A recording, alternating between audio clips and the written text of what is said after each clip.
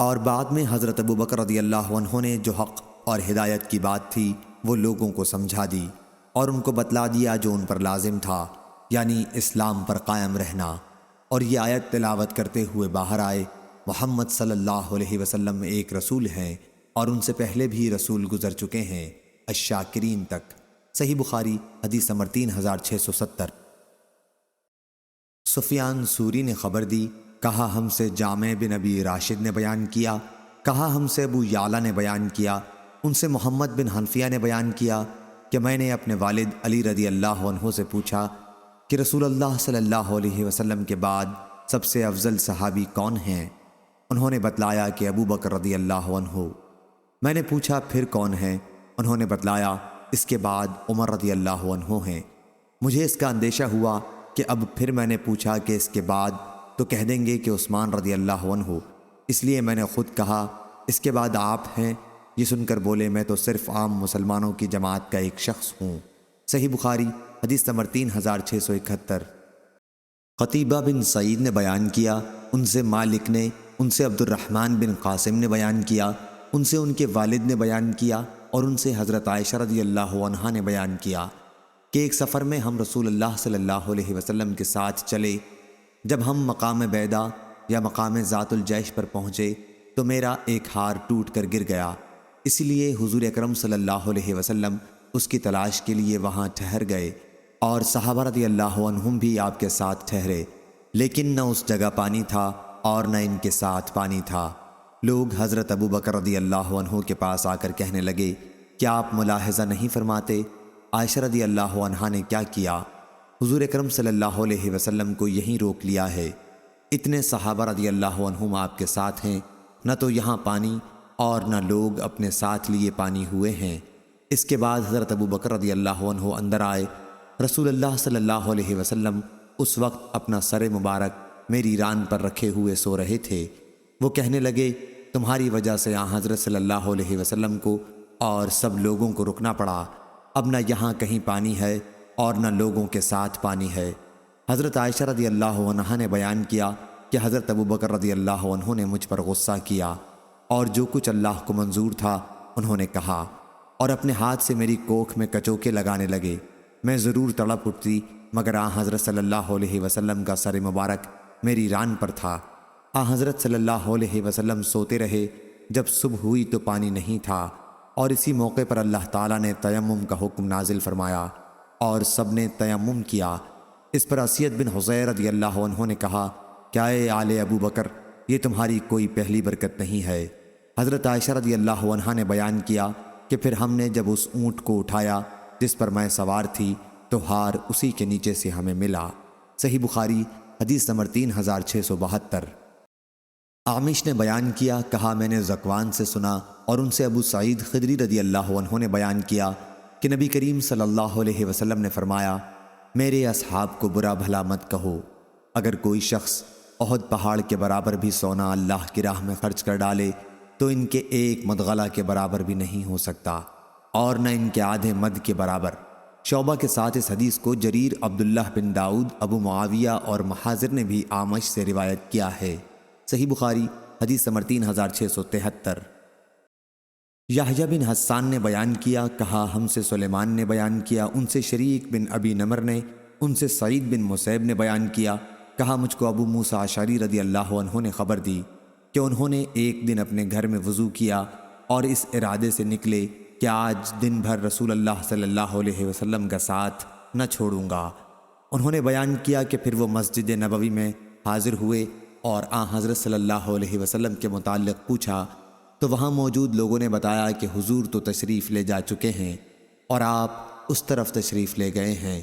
چنانچہ میں آپ کے متعلق پوچھتا ہوا آپ کے پیچھے پیچھے نکلا اور آخر میں نے دیکھا کہ آپ قباء کے قریب بارہ ریس میں داخل ہو رہے ہیں۔ میں دروازے پر بیٹھ گیا اور اس کا دروازہ کھجور کی شاخوں سے بنا ہوا تھا۔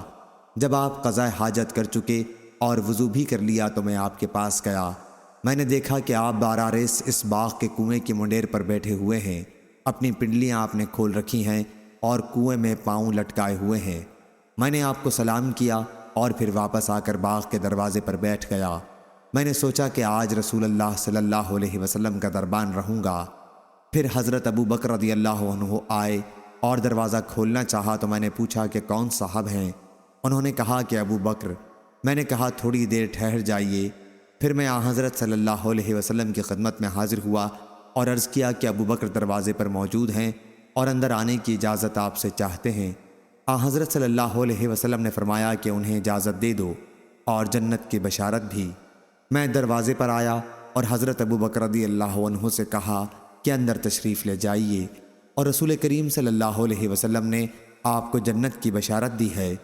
حضرت ابو بکر اندر داخل ہوئے اور اسی کنویں کی منڈیر پر حضرت صلی اللہ علیہ وسلم کی داہنی طرف بیٹھ گئے اور اپنے دونوں پاؤں کنویں میں لٹکا لیے، جس طرح حضرت صلی اللہ علیہ وسلم نے لٹکائے ہوئے تھے، اور اپنی پنڈلیوں کو بھی کھول لیا تھا۔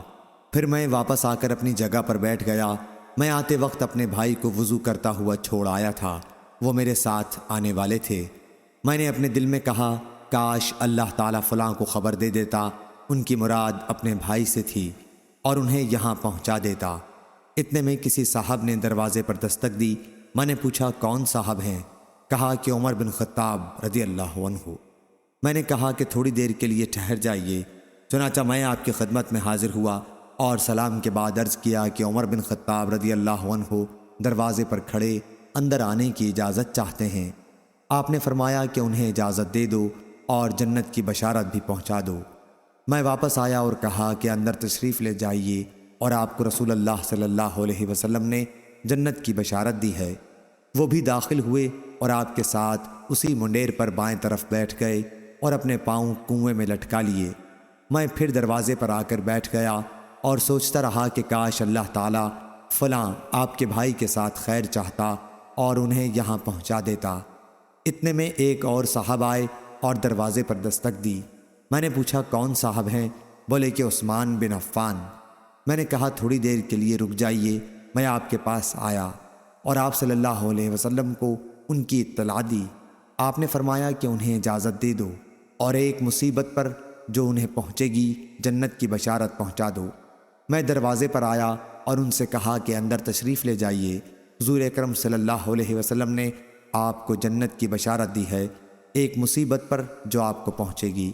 وہ جب داخل ہوئے تو دیکھا چبوترے پر جگہ نہیں، اس لیے وہ دوسری طرف حضرت صلی اللہ علیہ وسلم کے سامنے بیٹھ گئے۔ شریک نے بیان کیا کہ سعید بن مسیب نے کہا میں نے اس سے ان کی قبروں کی تعویل لی ہے کہ اسی طرح بنے گی۔ صحیح بخاری حدیث نمبر 3674۔ محمد بن بشار نے بیان کیا، کہا کہ مجھ سے یحییٰ بن سعید قطان نے بیان کیا، ان سے سعید نے، ان سے قتادہ نے، اور ان سے حضرت انس بن مالک رضی اللہ عنہ نے بیان کیا کہ جب نبی کریم صلی اللہ علیہ وسلم ابو بکر، عمر اور عثمان رضی اللہ عنہ کو ساتھ لے کر احد پہاڑ پر چڑھے تو احد کانپ اٹھا۔ حضرت صلی اللہ علیہ وسلم نے فرمایا احد قرار پکڑ کہ تجھ پر ایک نبی، ایک صدیق اور 2 شہید ہیں۔ صحیح بخاری حدیث نمبر 3675۔ وہب بن جریر نے بیان کیا، کہا ہم سے صخر نے بیان کیا، ان سے نافع نے، اور ان سے حضرت عبداللہ بن عمر رضی اللہ عنہ نے بیان کیا کہ رسول اللہ صلی اللہ علیہ وسلم نے فرمایا میں ایک کنویں پر خواب میں کھڑا اس سے پانی کھینچ رہا تھا کہ میرے پاس ابو بکر اور عمر بھی پہنچ گئے۔ پھر ابو بکر رضی اللہ عنہ نے ڈول لے لیا اور 1 یا 2 ڈول کھینچے۔ ان کے کھینچنے میں ضعف تھا اور اللہ تعالیٰ ان کی مغفرت کرے گا۔ پھر ابو بکر رضی اللہ عنہ کے ہاتھ سے ڈول عمر رضی اللہ عنہ نے لے لیا، اور ان کے ہاتھ میں پہنچتے ہی وہ ایک بہت بڑے ڈول کی شکل میں ہو گیا۔ میں نے کوئی ہمت والا اور بہادر انسان نہیں دیکھا جو اتنی حسن تدبیر اور مضبوط قوت کے ساتھ کام کرنے کا عادی ہو۔ چنانچہ انہوں نے اتنا پانی کھینچا کہ لوگوں نے اونٹوں کو پانی پلانے کی جگہیں بھر لیں۔ وہب نے بیان کیا کہ العطن اونٹوں کے بیٹھنے کی جگہ کو کہتے ہیں۔ عرب لوگ بولتے ہیں اونٹ سیراب ہوئے کہ وہیں بیٹھ گئے۔ صحیح بخاری حدیث نمبر 3676۔ عیسیٰ بن یونس نے بیان کیا، کہا ہم سے عمر بن سعید بن ابی الحسین مکی نے، ان سے ابن ابی ملیکہ نے بیان کیا کہ حضرت ابن عباس رضی اللہ عنہ نے بیان کیا کہ میں ان لوگوں کے ساتھ کھڑا تھا جو عمر بن خطاب رضی اللہ عنہ کے لیے دعائیں کر رہے تھے۔ اس وقت ان کا جنازہ چارپائی پر رکھا ہوا تھا۔ اتنے میں ایک صاحب نے میرے پیچھے سے آ کر میرے شانوں پر اپنی کوہنیاں رکھ دیں۔